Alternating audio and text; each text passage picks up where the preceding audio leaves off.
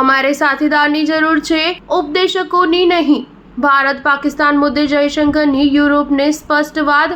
વિદેશ મંત્રી એસ જયશંકરે આતંકવાદ અને પાકિસ્તાન સાથે તંગદિલી મુદ્દે ઉપદેશ આપનારા યુરોપિયન દેશોને આડે હાથ લીધા છે. નેધરલેન્ડની એક ચેનલને ઇન્ટરવ્યૂ આપતા જયશંકરે કહ્યું કે ભારતને પાર્ટનર એટલે કે સાથીદારોની જરૂર છે, નહીં કે ઉપદેશકોની.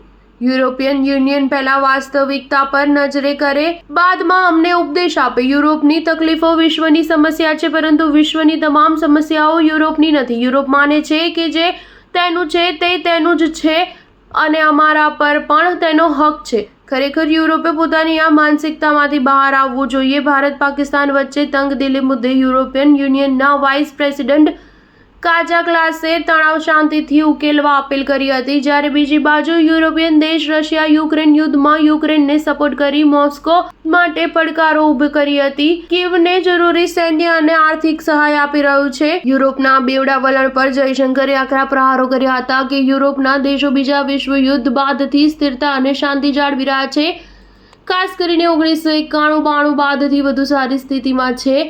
તમે તો આતંકવાદનો ઇનકાર કરતા આવ્યા છો, પરંતુ અમે સતત 8 દાયકાથી આ સમસ્યાનો સામનો કરી રહ્યા છે.